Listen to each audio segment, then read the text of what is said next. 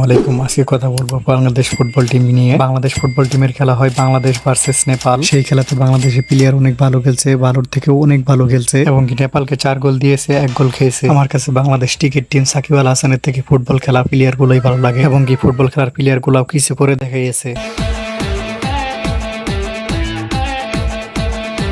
কি বলবো আর ভাই, বাংলাদেশের প্লেয়ার অনেক ভালো খেলছে। এখন দেখুন 3-0 গোল আছে নেপালের সাথে। 10 নম্বর প্লেয়ারটা দেখতেছেন, 10 নম্বর প্লেয়ারটা অনেক ভালো খেলছে। আমি তো বলতে চাই বাংলাদেশ ক্রিকেট টিমের পিছিয়ে এত টাকা খরচ না করে বাংলাদেশ ফুটবল টিমের পিছিয়ে একটু খরচ করে। আমার মনে হয় ফুটবল টিমই কিছু করতে পারবে আমাদের দেশের জন্য।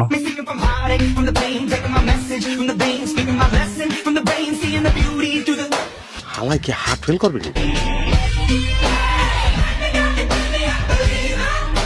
আনন্দটা দেখছেন একবার ফুটবল টিমটা জিতার পরে। প্রথমে আগে আল্লাহর নামে আল্লাহর সেজদা দিছে, তারপরে হাত তুলে দোয়া করলো। ভাই বাংলাদেশে আর কি চাই? পৃথিবীর সেরা 12 জন মানুষের মধ্যে একজন মানুষ হলো আমাদের দেশের সরকার, ডক্টর ইউনূস। আবার বাংলাদেশের ছাত্র দল, আমরা সবাই একত্র। আবার আমাদের দেশের ফুটবল টিম জিতলো কাপ। নেপালের সাথে খেলে আমাদের আর কি চাই? ভালো সরকার আছে, ভালো ছাত্র সমাজ আছে, ভালো ফুটবল টিম আছে, এরকমই তো বাংলাদেশটা চাই। এখন বলা যাবে যে আমার সোনার বাংলা। আমার মনে হয় এইটাই সময় বাংলাদেশ উন্নতি হওয়ার বা বাংলাদেশ এগিয়ে যাওয়ার।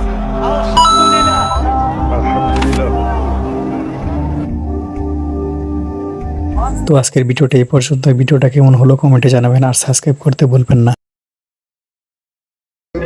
চ্যাম্পিয়ন প্রথম বলবো আলহামদুলিল্লাহ, শুকরিয়া আলহামদুলিল্লাহ। এটা আল্লাহ ছাড়া সম্ভব না।